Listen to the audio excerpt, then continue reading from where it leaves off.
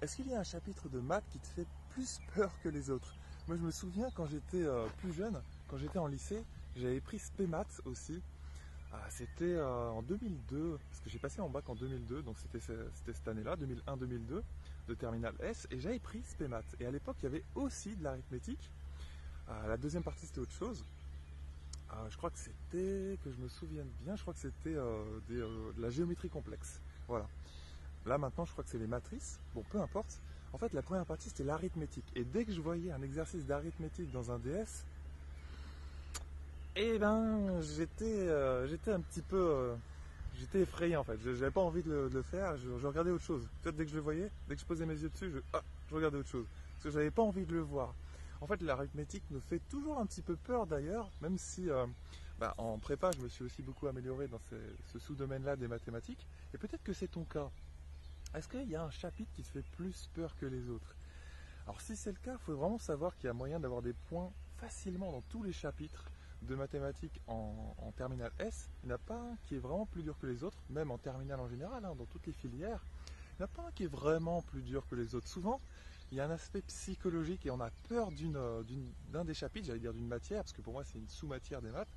Mais en fait, il ne faut pas avoir peur, il n'y a pas de raison plus que ça d'avoir plus peur d'un chapitre que d'un autre. C'est vrai que les chapitres sont super différents, et, mais c'est pas grave, il y a toujours moyen en tout cas dans les DS et à l'épreuve du bac d'avoir des points dessus. Bref, aujourd'hui je voulais te parler d'une question très spécifique dans les intégrales. Alors c'est peut-être le chapitre justement qui te fait un petit peu peur, les intégrales. Il ne faut pas que ça te fasse peur si c'est le cas.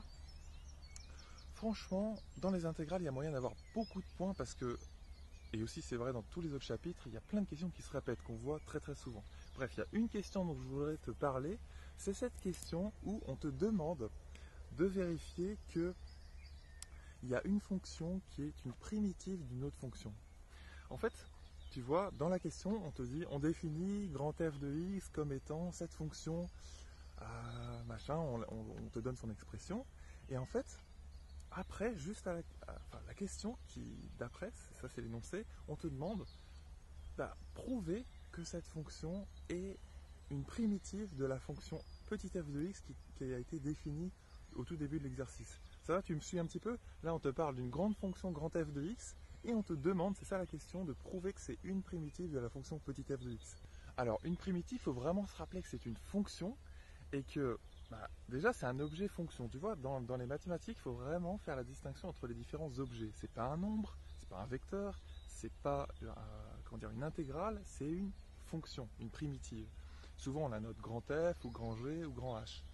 Et donc ça c'est une fonction, c'est déjà important à savoir, et c'est aussi quand tu la dérives, alors je vais laisser un petit peu de place pour la personne qui arrive derrière moi, quand tu la dérives, eh bien ça va te donner la fonction petit f de x, tout simplement.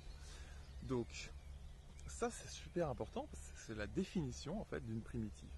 Quand tu la dérives, tu retombes sur la fonction initiale. Donc on dit jamais primitive tout seul, on dit une primitive d'une fonction petit f de x. Et c'est ça la question. La question, il suffit juste de dériver la fonction grand f qu'on te donne, et quand tu la dérives, tu retombes tout simplement sur f de x normalement, si tu dérives bien la fonction.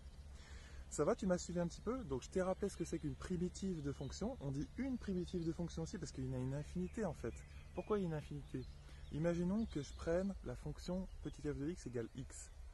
Eh bien, une primitive grand f de x de cette fonction, j'ai un grand f pour que ça nous fasse penser à une primitive. D'ailleurs, dans les énoncés, ce sera souvent ça, ils t'aident en fait là. Les gens qui conçoivent les énoncés, ils ne sont pas là à vouloir te déstabiliser complètement. Ils te donnent un grand f de x, donc toi tu peux pressentir que ce sera une primitive. Et donc, si je reprends ma fonction petit f de x égale x, une primitive de ça, tu sais que c'est x2 sur 2, ou 1 demi de x carré, si on met le 1 demi devant. Et c'en est une seule. Il y en a une infinité d'autres. Pourquoi? Parce que je peux rajouter une constante. Je peux rajouter une constante, par exemple 1 demi de x2 plus 5. Si tu dérives ça, ce sera aussi, ça te donnera aussi petit f de x, c'est-à-dire x. Tout simplement parce que la dérivée de x2 sur 2, c'est x. Ça fait 1 demi fois 2x, donc ça te donne x. Et la dérivée de 5, c'est 0. Donc en fait, tu comprends qu'une primitive, on dit une, parce qu'il y en a une infinité pour une fonction petit f donnée. Il y a une infinité de primitives qui existent. Voilà, donc ça maintenant tu sauras répondre, c'est une question très classique du bac.